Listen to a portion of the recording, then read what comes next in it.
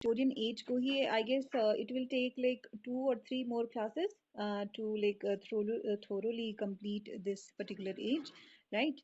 um, आज हम literary features जो है Victorian age के उनको complete कर लेंगे, and then after that हम लोग जो एक डिवीजन है इस पर्टिकुलर एज का एक क्लास में वो कर लेंगे, एंड फाइनल जो क्लास रहेगी उसमें हम क्या करेंगे, जितने भी मेजर राइटर्स हैं, पोएट्स हैं, उनको हम डिस्कस कर लेंगे।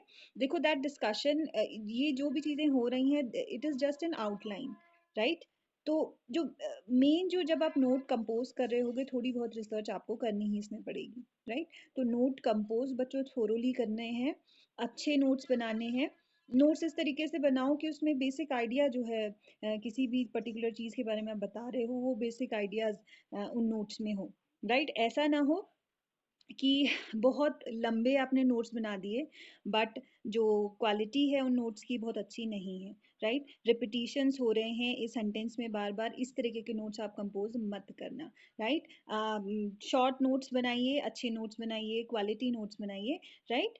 तो थोड़ी सी रिसर्च बच्चों कर लेना। This is just an outline, बहुत डिटेल में हम चीज़ों में नहीं जा पाते because yes definitely there is a limitation of time we have, right? So Victorian age हम देख रहे थे, थोड़ा सा रिविजन कर लेते हैं क्या चीज़ें हमने पढ़ी हैं।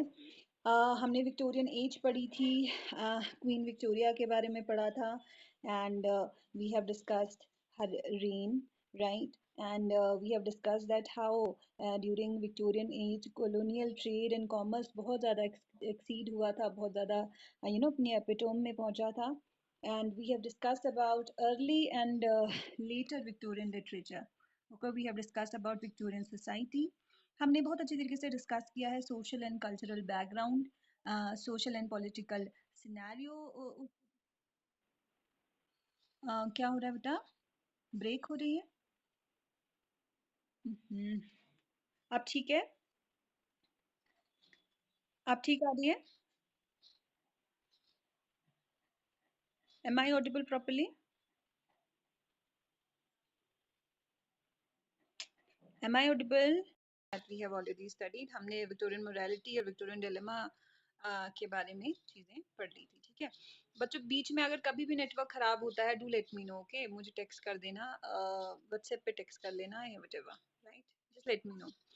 नाउ हमने फिर डिस्कशन किया था मेजर इवेंट्स जो विक्टोरियन एज के टाइम पे हुए थे। हमने रिफॉर्म्स एक्ट के बारे में पढ़ा था, चार्टर्स मूवमेंट के बारे में पढ़ लिया, ग्रेट एग्जीबिशन ऑफ लंदन के बारे में पढ़ा था, एंड डार्विन का जो रीजन ऑफ स्पीशीज है, इसकी क्या इम्पोर्टेंस है, बेसिकली हमने we have discussed all that. Alright, so today we are going to discuss the various features of Victorian age. Okay, ये जो है ये important features हैं जो आपको पता होने चाहिए, right? कि ये जो particular Victorian era है वो किस तरीके से different है अपने literary features में। Am I audible properly? Am I? Okay. Right, तो लिटरेरी फीचर जब हम बात कर रहे हैं लिटरेरी फीचर्स की, जो सबसे जस्ट हो, हाँ, तो हम जब लिटरेरी फीचर्स की बात कर रहे हैं तो सबसे पहला जो फीचर हम देखते हैं that is the shift from romantic utopism to utilitarianism. अब देखो ये जो दोनों टर्म्स हैं इनको पहले समझना बहुत ज़्यादा इंपॉर्टेंट है। रोमांटिसिज्म हमने अच्छी तरीके से कि रोमांटिक है वो क्या थी, मेजर उसके जो फीचर्स हैं वो क्या थे। तो जब हम सम अप करते हैं रोमांटिक पोइट्री या टेक्स्ट के रोमांटिक एज के जो फीचर्स हैं उनको, उनके कैरेक्टरिस्टिक्स को, तो ये रोमांटिक्स बेसिकली एक यूटोपियनिज्म पे बिलीव करते थे। यूटोपिया से बेसिकली ये जो वर्ड है यूटोपियनिज्म ये लिया गया है। यूटोपिया बेसिकली होता क्या है, एक यूटोपिया एक ऐसी परफेक्ट सोसाइटी है, एक ऐसी इमेजिनरी सोसाइटी है जो हर एक वैल्यूज में अपने, चाहे वो सोशल हो, लीगल हो या पॉलिटिकल सिस्टम में, वो क्या है, परफेक्ट है, राइट? तो एक एक परफेक्ट सोसाइटी की जो इमेजिनेशन है वो यूटोपियन इमेजिनेशन हम कहते हैं। तो बेसिकली क्या होता है यूटोपियनिज्म का, क्या मतलब, believe या एक जिसका क्या है, एक परफेक्ट सोसाइटी जहाँ पे द कॉमन गुड प्रिवेल्स, ये जो कॉन्सेप्ट बेसिकली यूटोपियनिज्म का था, राइट? तो यूटोपियन थिंकिंग कुछ इस तरीके की थी। अब यूटिटेरियनिज्म जो है, ये जो थ्योरी है राइट। ये जो थ्योरी ये क्या डिस्क्राइब करती है कि you know best best action. ओफो ये कौन है, एक मिनट बेटा। चलो okay okay we will continue. Okay तो यूटिलिटेरियनिज्म की हम बात कर रहे थे बेसिकली। ये जो थ्योरी है ये क्या सजेस्ट करती है कि जो बेस्ट एक्शन वही है जो मैक्सिमाइज जो क्या करता है, मैक्सिमाइज करता है यूटिलिटी को, है ना, हैप्पीनेस को जो मैक्सिमाइज करता है। यानी कि ऐसे एक्शन जो ग्रेटर गुड के लिए बढ़िया हैं, राइट एक जो प्रिंसिपल है जो इसे समराइज करता है, the greater good for the greatest number. यानी कि ऐसे एक्शन को प्रेज किया जाता है जो ग्रेटर गुड को इफेक्ट कर रहे हो, हर एक इंडिविजुअल को ना सही, वो मेजॉरिटी पॉपुलेशन को इफेक्ट करते हो, ऐसे एक्शंस को प्रेज किया जाता था। This was the utilitarianism. तो ये जो एक now see तो yes what we were saying, utilitarianism basically क्या फिलोसफी को फॉलो करती है कि जो ग्रेटर गुड है for the greatest number, right. यानी कि कोई ऐसा एक्शन या फिर कोई एक ऐसा डिसीजन जो मासेस को इफेक्ट कर रहा हो, मासेस के लिए अच्छा हो, तो उसमें इंडिविजुअल की जो हैप्पीनेस है या इंडिविजुअल उस एक्शन से किसी एक इंडिविजुअल को नुकसान हो रहा है लेकिन एक ग्रेटर गुड को फायदा हो रहा है, तो यूटिलिटेरियनिज्म जो है उस ग्रेटर गुड की हैप्पीनेस पे फोकस करेगी। You getting it? तो यूटिलिटेरियनिज्म का जो ये प्रिंसिपल है ये कुछ इस तरीके का है, यानी कि जो बेस्ट एक्शन है, ओके बेस्ट एक्शन वही है जहां पे यूटिलिटी मैक्सिमम हो, ठीक है, जहां पे ओवरऑल हैप्पीनेस पे ज्यादा फोकस किया जाता है रादर देन इंडिविजुअल पे। लेकिन रोमांटिक यूटोपियनिज्म में हम क्या देखते हैं, हर एक इंडिविजुअल वहां पे इंपॉर्टेंट है, इंडिविजुअल की हैप्पीनेस के ऊपर फोकस किया गया है ना। रोमांटिसिज्म जब हम पढ़ रहे थे तब हमने ये सारी चीजें देखी थी, ये सारे एलिमेंट्स हमने देखे थे। Do revision of romantic as also, right. और फिर हमने क्या देखा था दैट इनका जो फोकस है विक्टोरियन एज पे, जो फोकस है वो मोरालिटी के ऊपर ज्यादा है, मॉरल्स के ऊपर ज्यादा है, राइट। तो ये जो मोरालिटी है, इंसिस्टेंस ऑन मोरालिटी, ये हम टेनिसन की पोएम्स में देखते हैं, डिकन्स के जो नॉवेल्स हैं उनमें देखते हैं ये जो मोरालिटी पे इंसिस्टेंस है। फिर हम क्या देखते हैं कि there is the revolt against conventionalism and conservatism, ठीक है। कन्वेंशन जो कन्वेंशंस हैं उसके अगेंस्ट रिवोल्ट, और कंजर्वेटिज्म के अगेंस्ट जो है रिवोल्ट हम यहाँ पे देखने को मिलता है। और ये कुछ राइटर्स हैं जैसे कार्लाइल है, अर्नोल्ड है, थैकरे, ब्राउनिंग, ये कुछ few, there are few writers जिनकी राइटिंग्स में बेसिकली हमें ये रिवोल्ट देखने को मिलता है, ठीक है। डू सर्च दीज राइटर्स, ये बहुत इंपॉर्टेंट राइटर्स हैं, चाहे हम टेनिसन की बात करें, डिकन्स की बात करें, कार्लाइल की बात करें, आर्नॉट की बात करें, थैकरे एंड ब्राउनिंग, ये सारे राइटर्स बहुत ज्यादा इंपॉर्टेंट हैं। फिर हम क्या देखते हैं, there is the spirit of scepticism, scepticism की जो स्पिरिट है वो हमें देखने को मिलती है। अब स्केप्टिसिज्म क्या था बेसिकली, स्केप्टिसिज्म प्रोड्यूस कैसे हुआ, ये कल हमने बहुत अच्छी तरीके से पढ़ा है कि जब डार्विन्स की जो थ्योरी है ओरिजिन ऑफ स्पीशीज पब्लिश हुई थी। Am I audible? Oh God, am I Audible?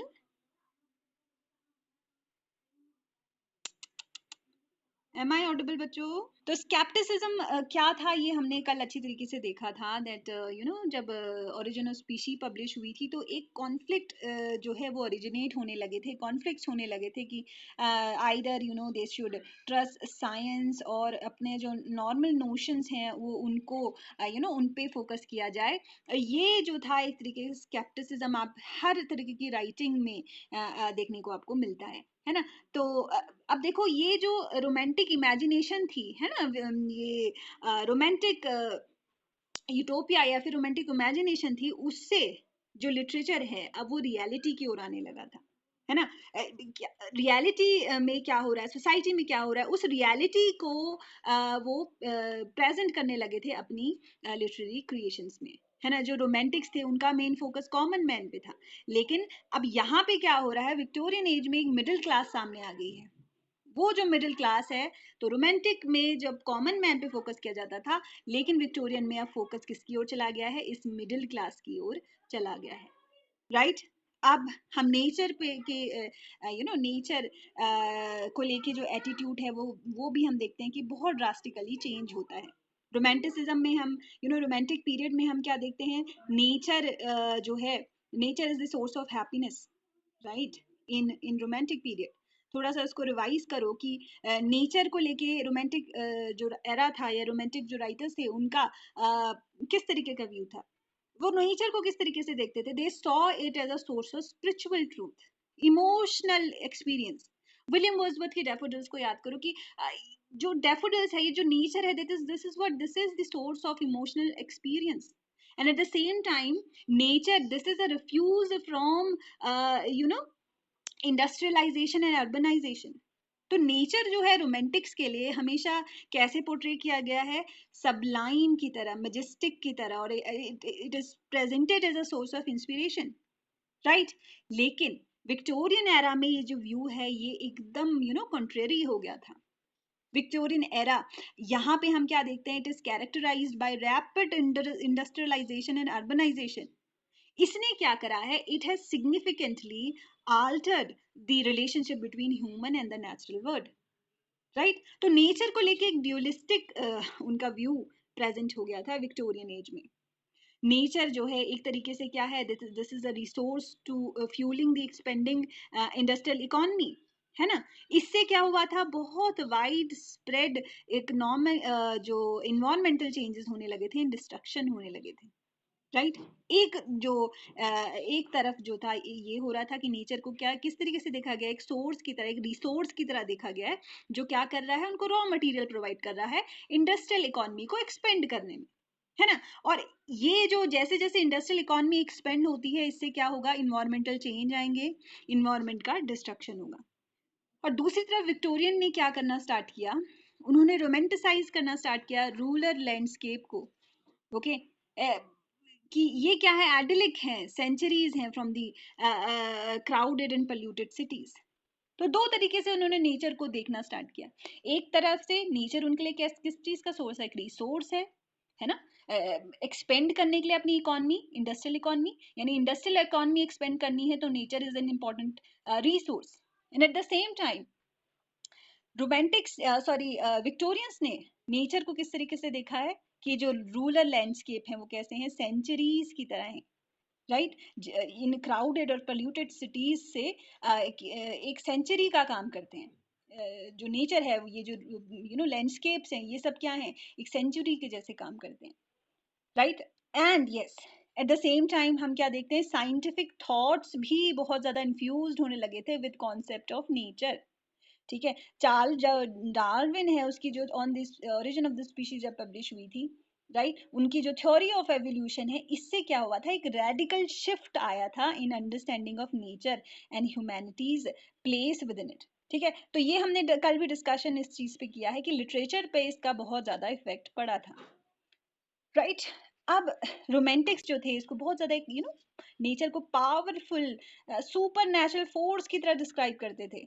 लेकिन जो विक्टोरियन राइटर्स हैं, ठीक है, जैसे कि थॉमस हार्डी हो गए, चार्ल्स डिकेंस, एलिजाबेथ गास्कल, इन सब ने नेचर को कैसे प्रेजेंट करना स्टार्ट किया, एक रियलिस्टिक लाइट में, राइट। एक रियलिस्टिक लाइट में प्रेजेंट करना स्टार्ट किया, जिसमें उन्होंने क्या दिखाया, नेचर की ब्यूटी को भी दिखाया and at the same time nature की हार्शनेस को भी दिखाया, राइट। तो यही डिफरेंस है रोमांटिक और विक्टोरियंस में, नेचर के कॉन्सेप्ट को लेके, नेचर के लिए जो उनका एटीट्यूड है वो इस तरीके से डिफरेंट है, राइट। तो विक्टोरियंस जो थे वो बहुत ज्यादा रियलिस्टिक थे, रोमांटिक्स जो थे वो बहुत ज्यादा इमेजिनरी थे, ठीक है। तो विक्टोरियन जो थे वो काफी कॉम्प्लेक्स एंड मल्टीफेस्टेड रिलेशनशिप रखते थे नेचुरल वर्ल्ड की ओर, okay.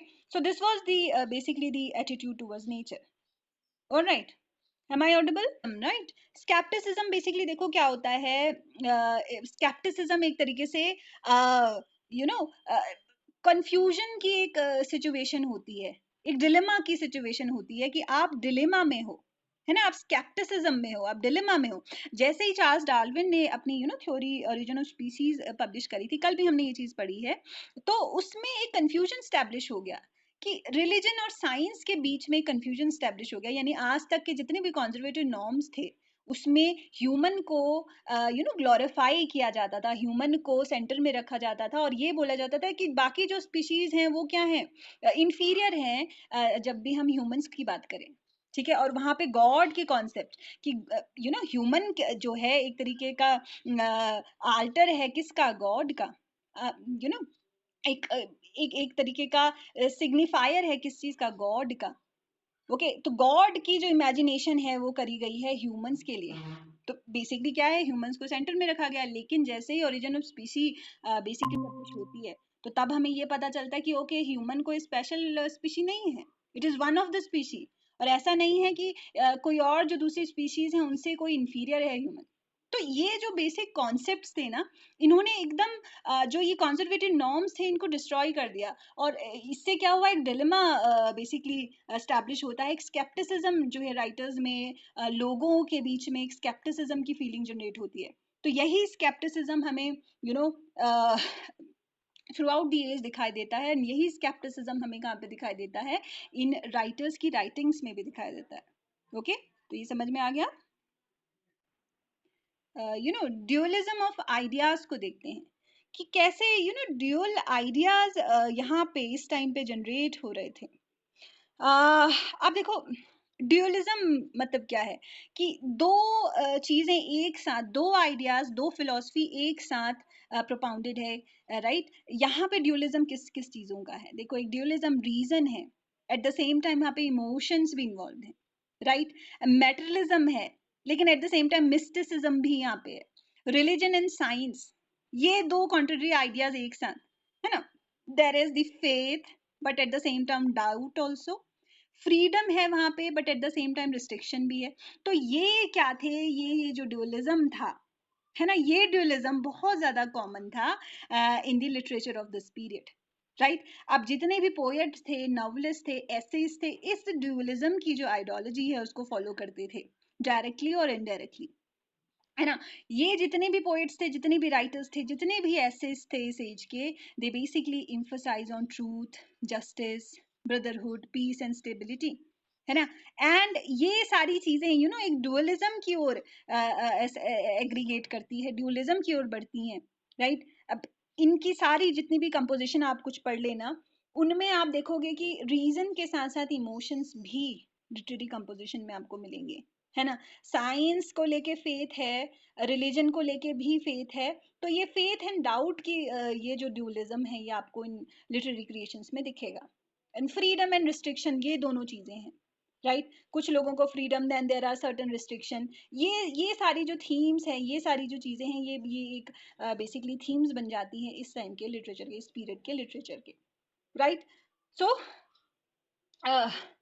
yes, so this was the thing, this was the dualism of ideas, right। थोड़ा सा इसमें बच्चों रिसर्च कर लेना, बिकॉज ये पॉइंट आप जरूर मेंशन करेंगे अपने लॉन्ग क्वेश्चंस में, जितने भी ये पॉइंट्स हैं इनको आप अपने लॉन्ग क्वेश्चंस में जरूर मेंशन करेंगे, राइट।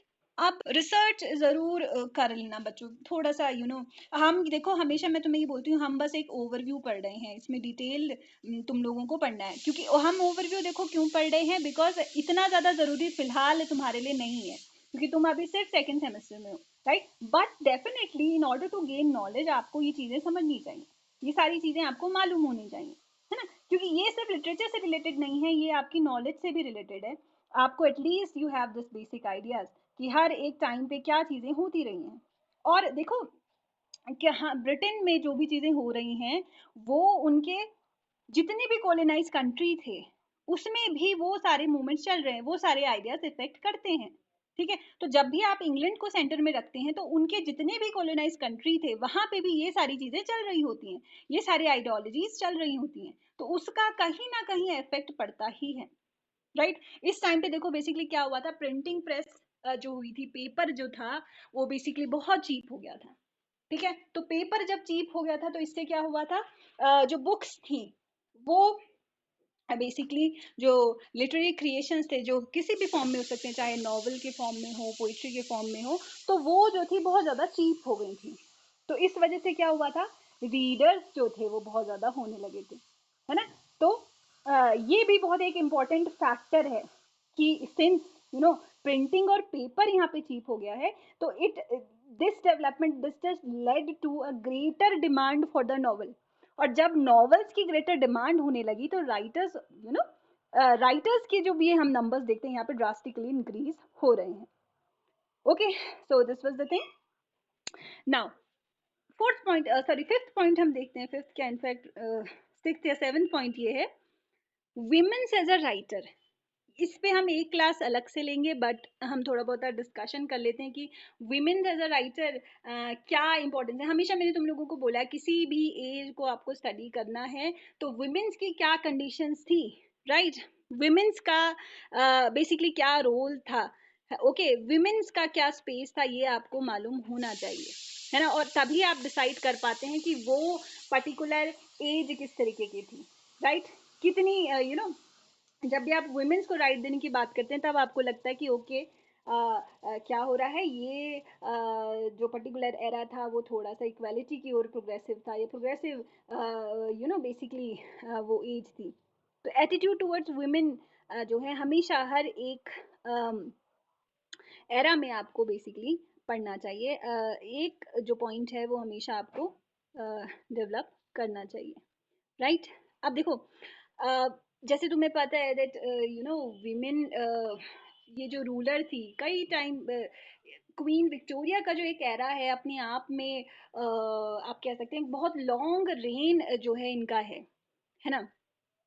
लेकिन कंडीशन जो है वुमेन्स की वो बहुत आप ये नहीं कह सकते कि वुमेन्स की कंडीशन बहुत ज्यादा अच्छी हो गई थी। यहाँ पे क्या हुआ था, वुमेन्स को womens they were expected to adhere to this domestic role. एक आइडियोलॉजी वहां पे बहुत ज्यादा फेमस थी सेपरेट स्पेयर्स की विक्टोरियन टाइम में। अब सेपरेट स्पेयर्स क्या होते हैं, देखो सेपरेट स्पेयर्स बेसिकली क्या होती है कि एक कॉन्सेप्ट है जो बताता है कि roles and domains of men and women, ठीक है। सेपरेट स्पेयर्स इसका क्या मतलब है कि वुमेन्स के और मेंस के अपने रोल्स हैं और अपने डोमेन्स हैं, राइट। और ये जो दोनों रोल्स एंड डोमेन्स हैं ये फंडामेंटली डिफरेंट है और इन दोनों चीजों को सेपरेट रखना चाहिए, ओके।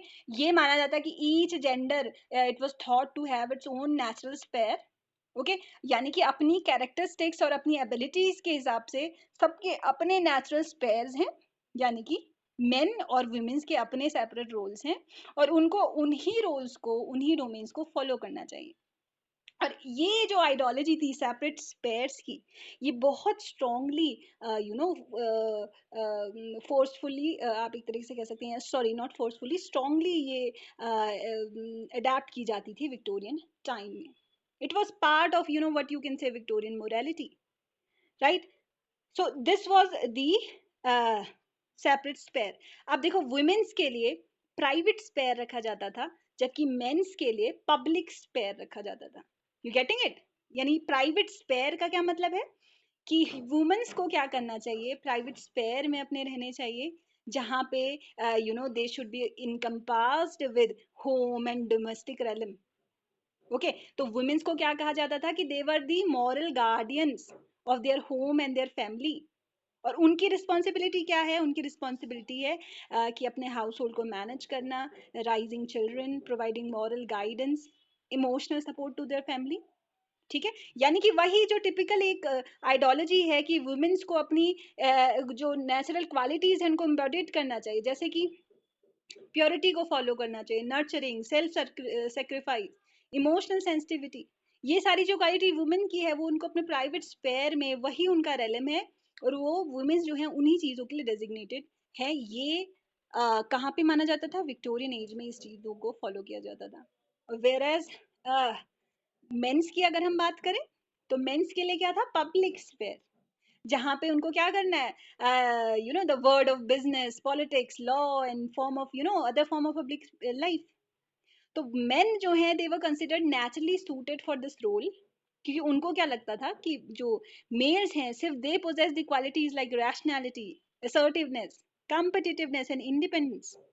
तो men they were expected to be bread winners, right. और इसीलिए उनका जो स्पेयर है वो क्या है, पब्लिक स्पेयर है, ओके। लेकिन देखो इस टाइम पे क्या हुआ, ये जो आइडियोलॉजी है ये यूजुअली कहाँ पे थी, मिडिल और अपर क्लास में थी, ओके। और ये जो आइडियोलॉजी है ये फॉलो नहीं होती कहाँ पे, लोअर सोशल इकोनॉमिक बैकग्राउंड्स में, राइट। क्योंकि जब आप एक लोअर इनकम फैमिली से बिलोंग करते हैं तो वहाँ पे सिर्फ मेल ही नहीं, फीमेल को भी क्या करना पड़ता है, ब्रेड विनर की जो पोजीशन है उसको फॉलो करना पड़ता है, राइट। सिर्फ मैन ही नहीं, वुमेन को भी कमाना पड़ता है in order to support their family. Okay, so ये जो कॉन्सेप्ट ऑफ सेपरेट स्पेयर है ना, ये चैलेंज होने लगा 19th सेंचुरी में।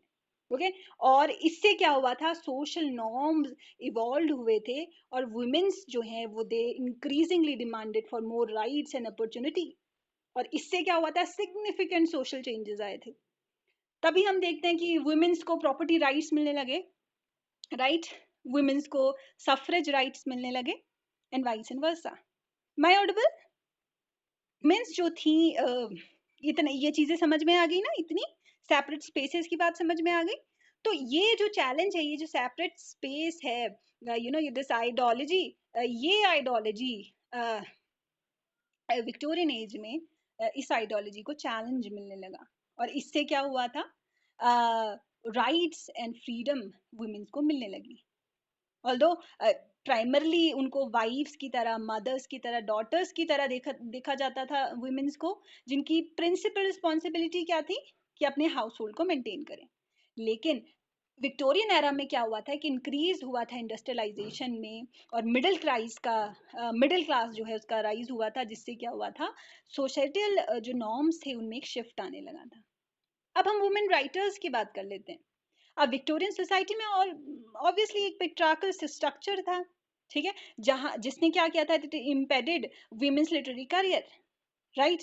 तो इस वजह से क्या हुआ था, जितनी भी वुमेन राइटर्स थी, राइट, वुमेन राइटर्स ने क्या करा था, मेल सूडोनियम्स जो थे वो यूज करने लगे थे। सूडोनियम्स होता है फेक नेम्स, ओके, ताकि उनके जो वर्क है उनको सीरियसली लिया जाए और एटलीस्ट वो पब्लिश हो पाए।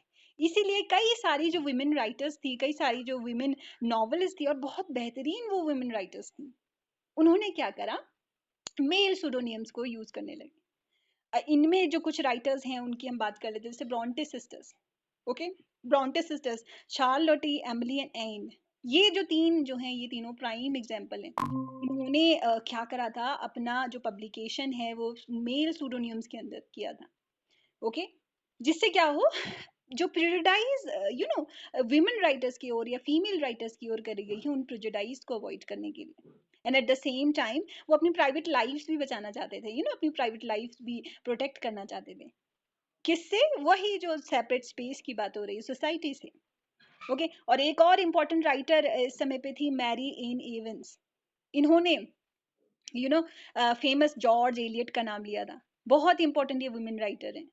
ओके, और देखो why George Eliot is important, because she wanted to separate her works from the romantic novels. Usually जो वुमेन राइटर्स हैं, ये माना जाता है कि वुमेन राइटर्स किस चीज के बारे में लिख लेंगे, वो बस रोमांटिक नॉवेल्स ही लिख सकते हैं, उससे ज्यादा वो सोच ही नहीं सकते। This is the gender bias at that time.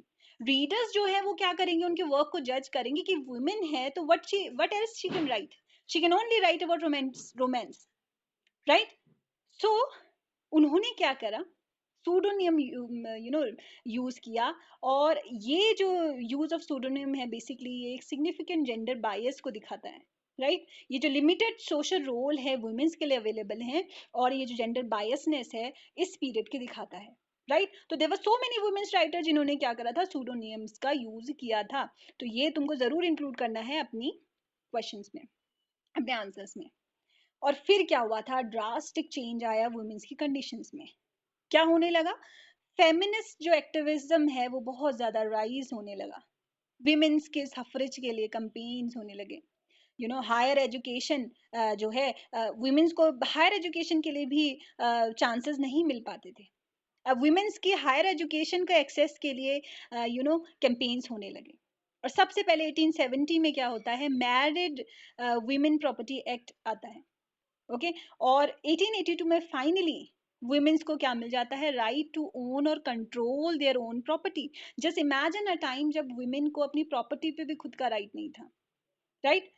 सो ये जो है पीरियड और इसलिए भी सिग्निफिकेंट है, इसने क्या करा था, वुमेन एम्प्लॉयमेंट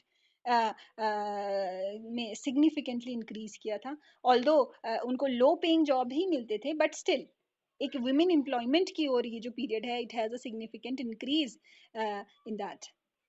ओके, अब देखो चेंज जो है वो कैसे रिफ्लेक्ट हुआ है लिटरेचर में, क्योंकि वुमेन्स बेसिकली फिर क्या करने लगी, जो भी जितनी भी वुमेन्स राइटर्स थी वो क्या लिखने लगी, वो ऑब्वियसली वो किस बारे में लिखेंगी, वो अपने एक्सपीरियंस के बारे में लिखेंगी, जो सोसाइटल नॉर्म्स है उनको क्रिटिसाइज करेंगी, you know how you feel as a women, right, उस चीज को वो वहां पे डिस्कस करेंगी। और फिर क्या हुआ, वुमेन ऑथर्स ने क्या करना स्टार्ट किया, they started challenging the traditional portrayal of women in literature. Womens की जो इमेजिनेशन है, कि उनको नाजुक सा होना चाहिए, उन्हें हाउस होल्ड तक ही लिमिट करना चाहिए, बाउंड्रीज में रहना चाहिए, ये जो एक ट्रेडिशनल पोर्ट्रेयल है वुमेन का लिटरेचर में, इसको चैलेंज किसने किया है, वुमेन ऑथर्स ने ही किया है। और उन्होंने क्या ऑफर किया, एक nuanced and realistic representation womens को लेके करने लगे, राइट। So this is very interesting. Okay, और अगर हम रोल ऑफ क्वीन विक्टोरिया का देखें कि क्वीन विक्टोरिया का खुद का क्या रोल था as a women, women ruler, तो देखा जाए तो उन्होंने पब्लिकली कभी वुमेन राइट को सपोर्ट नहीं किया, एडवोकेट नहीं किया। In fact personally she was oppose to women suffrage. Okay, लेकिन फिर भी उनका जो रेन है एक बहुत ज्यादा सिग्निफिकेंट है, सिग्निफिकेंट इन द सेंस कि उनका जो एसेशन हुआ था थ्रोन पे, it was she was hardly 18, और उनका जो एक लॉन्ग रेन था, it serve as a symbol of female authority. एक फीमेल अथॉरिटी के सिंबल के रूप में उनके रेन को देखा जाने लगा, उनके रूल को देखा जाने लगा। ओके, और उनकी जो एबिलिटी है ना to balance her role as a queen and as a mother, right, वो जो स्पेयर्स की बात हो रही, सेपरेट स्पेयर्स की बात हो रही थी, उन्होंने क्या करा था कि she served as a symbol of this balance, कि विमेन जो है क्वीन का एक अथॉरिटी का रोल भी कर सकती है, but at the same time वो मदर का रोल भी कर सकती है। तो इसने क्या करा था, वो जो सेपरेट स्पेयर्स का जो नोशन था उसको चैलेंज किया। ओके, सो ये भी था एक रीजन। और दूसरा, कई सारे सोशल इकोनॉमिक चेंजेस भी हुए थे जिसने क्या करा था, एक सोसाइटल जो एटीट्यूड है वुमेन्स के रोल को लेके उसको चैलेंज किया, एक शिफ्ट हम देखते हैं। तो एक तरीके से हम कह सकते हैं वुमेन विक्टोरियन एरा जो था, it was a period of significant change for women, although there were certain constraints, but at the same time women's, they increasingly demanded and exercised their right। और इसमें वुमेन राइटर्स, उनका बहुत crucial role है। Although they they were forced to use the pseudonyms, but at the same time they played a very crucial role in pushing these societal boundaries and definitely advancing the cause of gender equality। Okay, so इसीलिए women as a writer पढ़ना बहुत ज्यादा important हो जाता है। Okay, so ये समझ में आ गया। आज यहीं पे हम स्टॉप करते हैं। ये जितने 5-6 पॉइंट्स हमने डिस्कस करे हैं, इन पॉइंट्स पे just go through that these points, take a screenshot. ठीक है, इसका स्क्रीनशॉट ले लो पीपीटी का, and definitely use these points in your long answers. Okay, अपने लॉन्ग आंसर्स के जो नोट्स बनाओगे उसमें ये पॉइंट्स जरूर मेंशन करना। कल हम कंटिन्यू करते हैं बच्चों ये literary features of the age को।